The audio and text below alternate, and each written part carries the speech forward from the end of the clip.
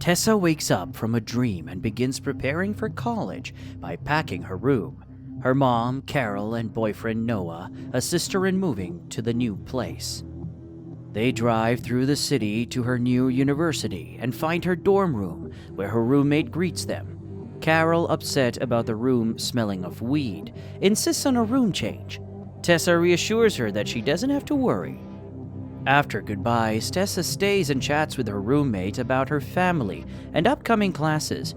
The next morning, she heads to her first class, meeting a guy named Landon, and they discuss their majors as first-year students. Later that day, after taking a shower, Tessa returns to her room in a towel. She's shocked to find a boy sitting on Steph's bed, reading a book. She assumes he's in the wrong room, but he calmly states he's in the right place, absorbed in a book. When she asks him to leave so she can change, the boy says that he isn't interested in looking at her body. Steph enters, and Tessa asks her to have her apparent boyfriend leave. But Steph denies the relationship and apologizes for the boy's behavior. Later at the library, Steph interrupts Tessa to insist on attending a party, to which she agrees.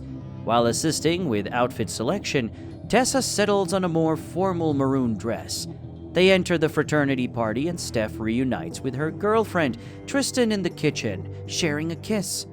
Moving to the living room, they join a group of friends lounging on the couch. Steph introduces Tessa to her friends Zed, Jace, Molly, and Hardin, who she had previously met before in her room. Jace offers Tessa a drink, but she refuses until Molly teases her. Tessa then chugs the bottle while everyone cheers for her. Molly suggests playing an edgier version of Truth or Dare. Choosing the truth, Tessa is asked about the wildest place she's had intercourse. She gets uncomfortable and refuses to answer. Molly catches on and questions if Tessa is a virgin. Unwilling to respond, Tessa chooses for a dare. Jace challenges her to kiss Hardin, who slowly approaches her. Molly starts recording on her phone as Hardin leans in, questioning if she wants to do the dare. Before anything happens, Tessa ends the game and walks away, surprising Hardin and leading the group to tease him for his first rejection. Outside, Tessa argues with Noah over the phone, who gets angry at her for partying. Tessa abruptly hangs up and returns inside. Going upstairs, she enters a bedroom adorned with a bookshelf full of books, finding a copy of Wuthering Heights. As she starts reading, Hardin appears and startles her, asking what she's doing. Spotting his copy of Wuthering Heights in her possession, he quotes lines from it. Hardin then leans in closer, claiming she owes him a dare from their prior interaction. They almost kiss before Tessa abruptly leaves. The next day, in the upper-level English class, Tessa avoids Molly and Zed, sitting with Landon. Hardin enters as Professor Soto starts discussing Pride and Prejudice. Asked for his thoughts, Hardin believes love is not real, which Tessa challenges, feeling bothered by his presence in her class. Their disagreement shifts into an argumentative interaction, escalating in front of the class. Professor Soto ends it, leaving Hardin smug, yet impressed by Tessa's views. After class, he follows Tessa, saying he enjoyed their small conflict, but she merely states there's nothing between them. Hardin pretends he was referring to their argument over the book and leaves. Landon joins her, expressing that Hardin's arrogance is typical for him, and mentions that his mother is dating Chancellor Scott, who is Hardin's father, revealing their complicated connection and how the two of them barely speak to each other. The following day, at a campus coffee shop, Tessa spots Hardin reading on the couch. He approaches her and suggests starting a new as friends. Initially hesitant, Tessa agrees and decides to join him. They drive in Hardin's car to a secluded wooded area with a lake. Hardin reveals it's his favorite place and suggests swimming. The two undress and get into the water, where they playfully swim. Their closeness leads to an intense kiss. Upon exiting the lake, Hardin stands close to Tessa and the two share an intimate moment. Later, Hardin and Tessa are at a grill, discussing Hardin's disbelief in love. Their conversation is interrupted by Molly and Zed, unsettling Hardin. He swiftly ends the conversation, refusing Molly's advances and handing his keys to Tessa, asking her to wait outside. Tessa, confused, agrees to wait by the bar. Meanwhile, Hardin, Molly, and Zed stay at the table. After a few minutes, Hardin joins Tessa at the bar, where she questions if he is ashamed to be seen with her. He denies it. Then Tessa mentions telling Noah about them, but Hardin tells her to not involve him if she wants to break up with Noah. He clarifies that there is no involvement between them, stating he doesn't date. Angered, Tessa slams his keys down and storms out, leaving Hardin at the grill. Noah surprises Tessa with a visit, and they attend a bonfire where Hardin, upset, broods and drinks. Molly suggests a game, causing tension, when Jace makes a pass at Tessa, leading to Hardin and Jace fighting. They're separated, and Hardin storms off. Tessa and Noah end up together in her room watching TV. Noah falls asleep, and Tessa gets a text from Landon seeking her help. Arriving at Landon's place, she finds a mess in the kitchen with broken glasses. Landon explains that Hardin, in a drunken rage, had visited, mentioning Tessa's name. Landon had to ask for her assistance in calming him down. Outside by the pool, Tessa encounters Hardin and tries to talk to him.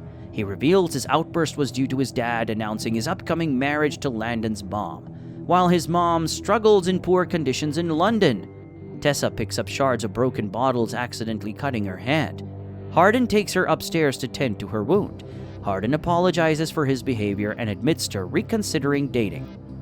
They become intimate, falling asleep together, but Tessa wakes in the early morning regretting her actions. Rushing back to her dorm, she encounters Noah trying to reach her and witnesses Hardin following her. He connects the dots and leaves upset. Tessa sadly roams around campus, avoiding texts from her mom regarding the breakup with Noah and Hardin's attempts to communicate.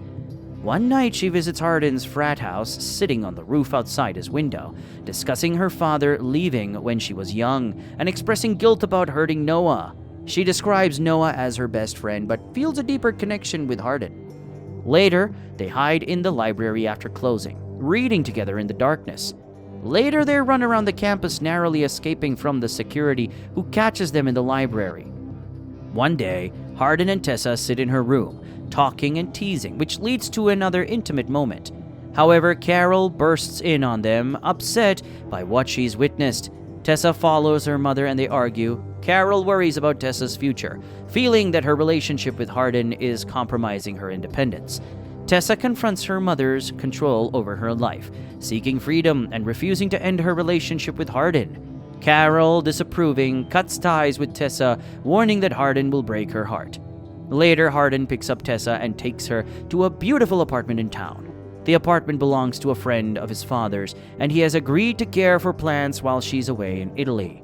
Hardin offers her to move in with him for a year while she's cut off. After moving in, the two grow closer, deepening their love.